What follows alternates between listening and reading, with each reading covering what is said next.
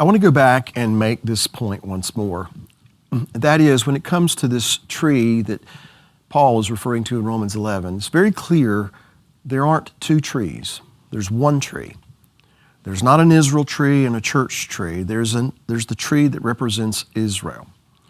And not only that, but because he talks about how we, being this wild branch, are grafted in contrary to nature, and how branches that were broken off can be grafted back in, it seems to me that everybody who is part of the family called Israel, whether they were born ethnically Israel or not, they have to be grafted into the family of faith. In other words, genetically, bloodlines, those kinds of things, while I won't say that they don't mean anything, they are not a guarantee that you're in the kingdom.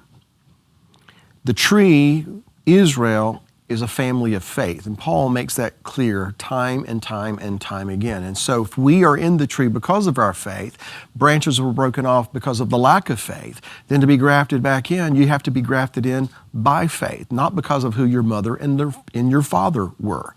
So again, everybody who is going to be considered part of Israel has to be grafted into the tree. And personally, I see the tree as being personified in the tree of life, who is the Messiah. So we have to be grafted into Messiah. There's nothing to suggest that the church was supposed to go out and start their own tree, although I believe that in a lot of people's minds, that's exactly what they think they should do and what they have done. There is nothing to suggest that the church is a different planting. The church, God's people, those who've been born again, who've come to faith in Messiah, are grafted into an already existing tree called Israel, because there's only one tree. There's only one family. So let's go now to Ephesians chapter 4 to just kind of reiterate this point. Beginning in verse 4, Paul said this: "There is one body and one spirit, just as you were called in one hope of your calling. There's one Lord, one faith, one baptism, one God and Father of all, who is above all and through all and in you all." One, not two. So once again, those who hold to the idea of replacement theology think that the church has replaced Israel, that God is through with Israel, and now He's turned His attention to the church. Obviously, I don't agree with that. We shouldn't agree with that. I don't think it has a biblical leg to stand on. But neither does the idea that there's one group of people over here that have one set of rules. They have their own path that leads to life, and we're over here as the church, if you want to say that word, and we have a different path and a different set of rules that leads to life. That doesn't have a biblical leg to stand on either. We are part of this same tree. Now, Paul did say that the wild branch is grafted in contrary to nature. Now, what that suggests to me is, well, first of all, it's a wild olive branch. It's not an apple branch. It's not a pear branch. It's an olive branch. It's just gone wild. It's grown wild. It's done its own thing. It hasn't been pruned. It hasn't been cared for. It's just kind of spread out and done its own thing, chosen its own path. And yet, in the picture of the grafting process, whoever cuts that branch from that wild tree obviously sees something of value in it. But it has to be conformed to the cultivated tree, suggesting those of us who are of the wild branch must undergo some kind of supernatural transformation. Obviously, that is going to allude to being born again, first and foremost. But I also believe that has to do with, well, if we're part of Israel, if that's the family that we've been grafted into, then we should actually behave like the family behaves. Do what the family has been instructed to do. We can't be something different. As a matter of fact, the Torah forbids the mingling of species. It's a concept that is known as kilayim, which is a prohibition against things that are different species are not to be mingled together. Things that are not intended to be mixed together should be kept apart. Leviticus 19:19, Deuteronomy chapter 22, verse 9 speaks to this issue. So kilayim is about forbidden mixtures. You don't mix things together that God said, don't mix. Paul even refers to this when he, in 2 Corinthians chapter 6, talks about the fact that you and I as believers should not be unequally yoked. What fellowship does light have with darkness, or Christ with Belial? So then, based on the laws of mingling different species of seed and the prohibitions that are placed there, it's rabbinically understood that this prohibition is also going to apply to the grafting of plants and trees. In other words, the Torah speaks against, as far as the rabbis are concerned, grafting, say, an apple branch into an olive tree. If you're going to graft into an olive tree, you need to have an olive branch, albeit in this particular case, it's wild. So the grafting of two different species, and this is the point, is forbidden. How does that apply to what we're talking about here? Because you don't mix holy and profane, clean and unclean. You don't mix two different species of trees together. Israel and the nations don't mix. Israel and the Gentiles don't mix together. Israel is a called out nation, a set apart nation. The nations have their ways, they do their things, and God instructs His people, called Israel, not to behave as the nations. You and I have been grafted into that family called Israel, and so therefore, we're not supposed to act like the nations. We're supposed to act like God has instructed His people to act, because we can't mix two different things together. I guess what I'm trying to say, and I'll just put it plainly, is this: mixing a Gentile church and a Torah-observant Jew and try to make them one people isn't going to work. In fact, it's not even what God wants. The wild branch has to be conformed to the cultivated tree. It has to become one with the original rootstock. I say that because, as I've already alluded to or mentioned, many in mainstream Christianity considered the church to be a separate entity. They're Israel, they've got their laws, they've got their rules, they have to, follow certain dietary laws, they keep certain Sabbaths. We don't have to do that. We're the church. We're a different group of people over here. God deals with us in a completely different way. That's the mindset of many in mainstream Christianity. However, does the Bible support that notion? Does the Bible support that two different peoples, two different ways of living, two different destinies even, but yet under the same king? How can they come under the leadership of one king and yet have two different sets of rules, two different ways of living, and that takes them to two separate places? So the dogma that the church and Israel are two different things, I don't believe has biblical support. Again, the church, according to Stephen in Acts 7, was in the wilderness. What we call the church is the body of believers, the called out ones. Well, that's what Israel is called to be. And again, we've been grafted into one tree. So there's one body. There's one Spirit. There's one baptism. There's one Lord of all, not two. In Galatians chapter 3, verse 16, it says, "Now to Abraham and his seed were the promises made." Not seeds. Seed, singular. Remember, the Torah forbids the mingling of diverse seeds. You don't take two different species of seed and put them together. And so there's only one seed of Abraham. And if you are of faith, then you are the seed of Abraham. So you don't mix that together with something else. That's why, once again, when Paul talks about this, he doesn't talk about a wild pear branch or a wild apple branch. He talks about a wild olive branch. It's still considered to be of the same species. It's just wild. It's not some other plant.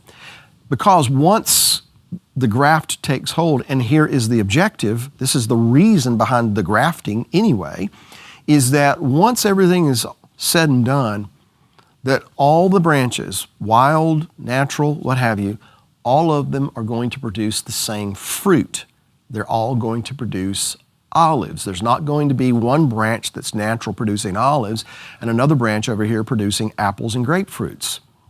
That's not the way it's supposed to work. They're all supposed to produce the same fruit. And why? Because they all came from the same seed, not seeds. All of this is to say that if we are in Messiah, we are not some other separate entity separated from the family of faith called Israel. We have been grafted into, we have become part of the family that God calls Israel. And because we are of faith, we don't replace, but we do take our place. We sit down at the table, we take our place with the family of God. And so Paul saw this in the very same verse in Genesis chapter 12 that 2,000 years later, a modern day 20th, 21st century rabbi in Israel saw as well. That in Genesis chapter 12, all of the families, all the Gentiles in the earth will be blessed by Abraham, literally will be grafted into Abraham. Paul saw this. So in Galatians 3, verse 7, Paul writes, "Therefore know that only those who are of faith are sons of Abraham, and the Scripture, foreseeing that God would justify the Gentiles by faith, preached the gospel to Abraham beforehand, saying, 'In you all of the nations of the earth shall be blessed.' So then, those who are of faith are blessed with believing Abraham." And then going on to verse 29, "And if you are Messiahs, then you are Abraham's seed and heirs according to the promise." So once again, Paul is quoting the same verse and chapter in Genesis that speaks of Abraham, his seed, how they are a source of blessing to the nations of the world, and how that really means that they were going to be grafted into Abraham. He's making the same observation that Rabbi Ginsburg made 2 millennia later. But he's also very clear that if you are Messiahs, you've been born again and you belong to the Messiah, then you're Abraham's seed, not seeds as of many, but one. And you are heirs according to the promise. The promise what? That was made to Abraham. What promise was made to Abraham? Well, among them, it was that I'm going to bless you, and your seed is going to be as the stars of heaven, as the sands of the seashore, and I am going to give this land to you and to your seed. So all of the promises that were made to Abraham, we have inherited through the Messiah because we are part of that family. I would add to that this, the responsibility that goes along with being the seed of Abraham has been entrusted to us as well, to do the works of Abraham, so to speak. Now, when we talk about the seed of Abraham, what does that mean? Well, I take it quite literally that we are part of this family that God calls Israel. And I know that I'm reiterating and saying this again and again and again, but I want to make very clear where we stand on this and why we believe this. But when you come and consider the natural offspring of Abraham, first, he's going to have a son by the name of Ishmael. Later, he will have a son by Sarah by the name of Yitzhak or Isaac. Now, Ishmael, according to Paul, is the son of the flesh. That's where Abraham and Sarah get together and they come up with this idea that we're going to help God keep his promise, and so go to Hagar the Egyptian. Well, that wasn't God's plan. And, by the way, it created consequences later on, not only for Abraham and Isaac and that family then, that consequence still lives with us today. But back to the point, Paul makes it clear that Isaac is the son of promise because Abraham was told, "In Isaac shall your seed," not seeds, "in Isaac shall your seed be called." So it's about the promise. It's about faith. It's not about the flesh. It's not about how we can make things happen. So Isaac is the son of promise. Isaac is the identity of Abraham's seed. But from Isaac, we come to Esau and we come to Jacob. And even though Esau is the firstborn, by the way, Ishmael, technically speaking, was Abraham's firstborn. But Esau, even though he's the firstborn, And when he's born, his heel is poised to come down on the head of Jacob. Jacob's got his hand on his heel, I believe, to shield his head from being crushed. It's not going to be Esau that God chooses. He told Rachel that the older Esau shall serve the younger. And so it's Jacob that God has chosen. It is Jacob that, as he is fleeing from Esau in the place called Luz, that God appears to him and says, I am the God of your father Abraham, the God of your father Isaac, and I'm going to make my covenant with you, and I'm going to watch over you wherever you go, and I'm going to bring you back into this land, and I'm going to make my promise to you and to your seed. And of course, Jacob, when he does return from Syria, on the eve before re-encountering his brother Esau, he meets the man who has the face of God, and they wrestle. And of course, this is the way I'd like to see it, or I choose to see it. Jacob's born again. He gets a new name. No longer will you be called Yaakov, Jacob, but you will be Israel, because you have contended with God and man and have prevailed. Israel. So he's born again as Israel. And from that point forward, he has a distinctive walk, because he's going to walk with the limp for the rest of his days. And who gave him that distinctive walk? Well, God did. The man who has the face of God. I have seen God face to face and lived. God gave him that distinctive walk that identifies him as Israel. And so from that point forward, anyone who sees him will be able to recognize who he is by how he walks. That is to say, keeping God's instructions, walking the way the family is supposed to walk. And so when you and I were born again of the incorruptible seed that is the Messiah, to as many as received him, to them he gave the power, that is the right and the ability to become the sons of God. Paul says that we, if we belong to Messiah, are Abraham's seed. What is the identity of Abraham's seed? It's not Ishmael, but it's through Isaac. It's not Esau, because Esau I have rejected, but Jacob I have loved. Jacob is born again as Israel. And when the announcement was made to Mary that she's going to conceive a child, the child she's going to conceive and then give birth to is the King of Israel. So that is the identity of Abraham's seed. And once again, just kind of reaffirming that there aren't two trees here. There's one. The only two trees that I can think of that, really, it's really important for us to remember and to emphasize is the two trees that were in the midst of the garden in the beginning. And only one of them was about life. The other one was death. And why? Because it was two different things mixed together that brought corruption and that rendered death. And so this one tree is what we are grafted into. Now, there are two branches, if you will, but those two branches come together and are one in that tree. And again, because they produce the same kind of fruit, means that they both come from the same seed. The same life force that runs through the rootstock into the trunk is going to run through the branches that are both natural and wild. The same life force runs through both of them because the same life force comes from the same source, the one and only. Now, I want to go to Ephesians just to kind of, once again, underscore what we're talking about here with some scripture. And Paul, again, writing in chapter 2, beginning in verse 12, says this: "At that time, you were without Messiah." And he had just said that, remember, you once being Gentiles,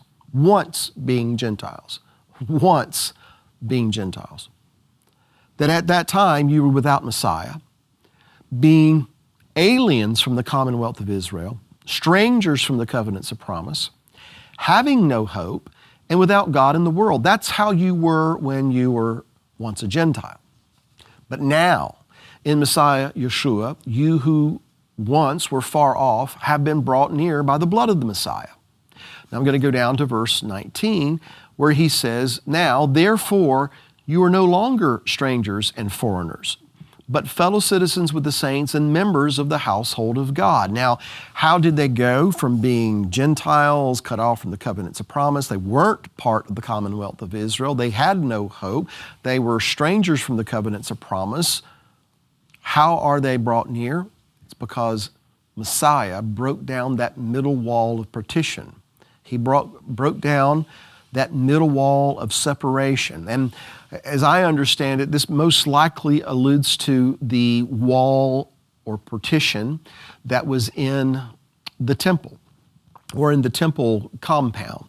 And there was a wall of separation that divided the court of the Gentiles from the court of Israel. In fact, as I understand it, there was a sign there that more or less told Gentiles, you can't go any further. You've gone far enough.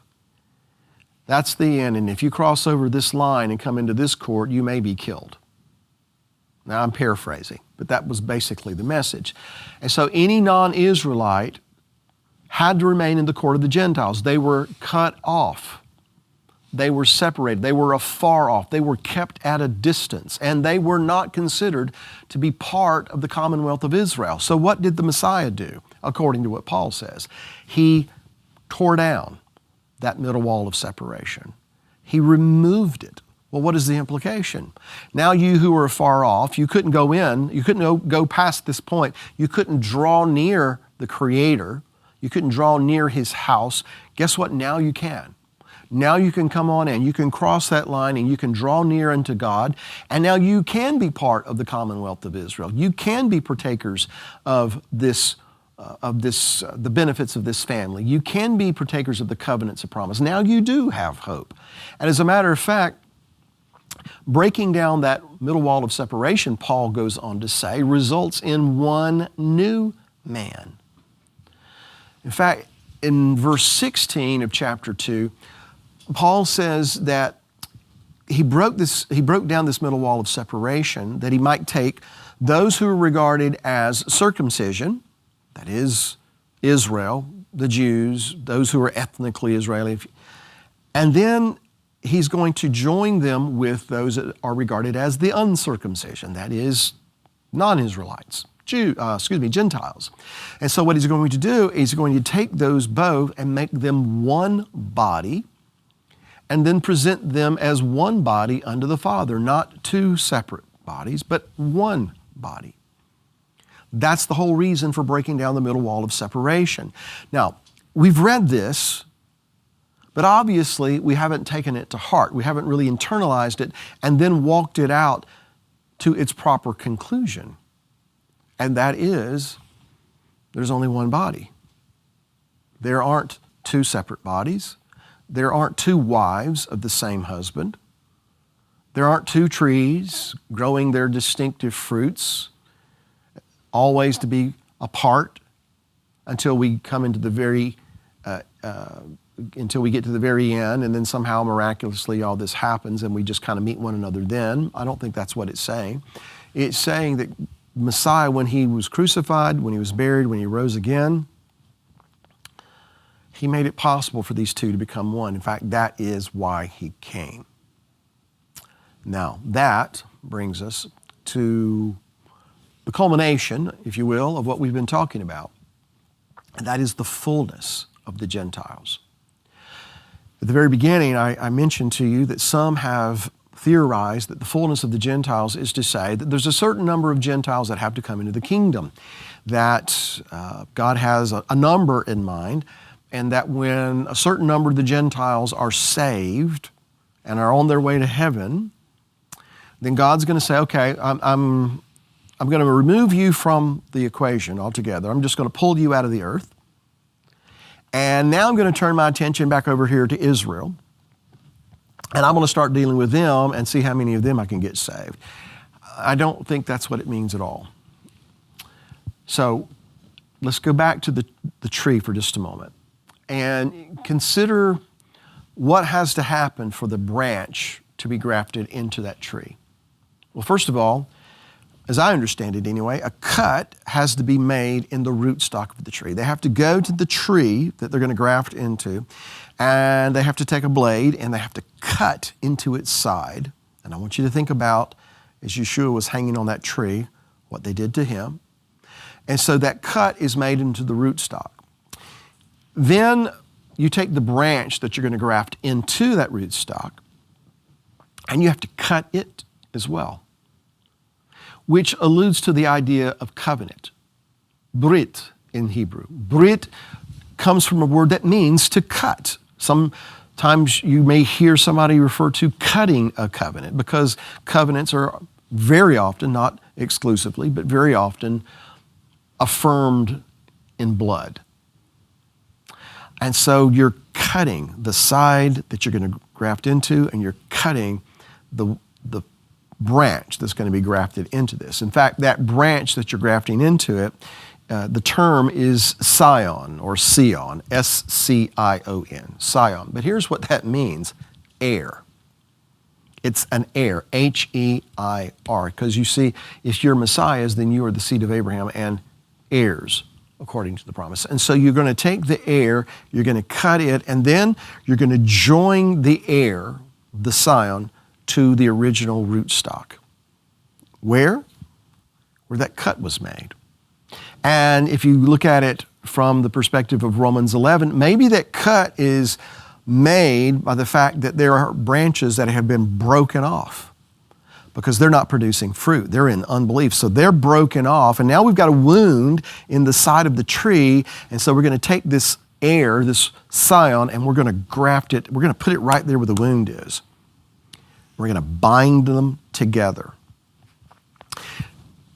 Several years ago, I was in Israel, and we were visiting as a group this olive yard. There was a man who was an olive grower, and he led us through the process and showed us how you press the olives and how many different olives and how you know when they're ripe and these kinds of things. And the issue of grafting came up, and I was told during that visit that when you're going to graft into a tree, an olive tree, and you're going to do a side graft, and you make your cut, and you take the scion or the heir, and you bind it to the side of that olive tree. If it's going to take hold, typically it's going to take 3 days. In other words, when you do this, you'll know whether or not the graft is going to take hold on the 3rd day. Because at that point, this wild branch, if you will, is going to begin the process of actually conforming to the original rootstock. Those first 2 days, it just might look like a branch that just kind of got attached here, but it's not really part of the tree. But on the 3rd day, it really binds itself to that tree. It binds itself and is conformed to the original rootstock. And as a matter of fact, the gentleman also said that this process provokes healing in the rootstock where that wound, so to speak, was. It promotes healing, if I may, reconciliation. It also provokes the existing branches on this tree to be energized in some way in order to provoke more fruit. Because as a matter of fact, that's why you graft in the first place. You're wanting to provoke the tree to produce fruit. And that's what this process is intended to do. So remember, Hosea 6 told us that after 2 days He will revive us. And on the 3rd day He will raise us up that we may live in His sight. The Messiah is hanging on the tree. He's cut in His side. And what does that cut in His side represent? Where that wound was, it represents the opportunity for me to be grafted into Him, to be grafted into what He represents, the tree of life, the family of God, which He is the head of. And that cut and His subsequent resurrection on the 3rd day makes it possible for me to take my place at the family table and to be considered an heir in this family. Not because of who my mother and father are or were, but because of who the Messiah is. We're in the prophetic 3rd day, and I am convinced the graft is taking hold. We'll be back in a moment.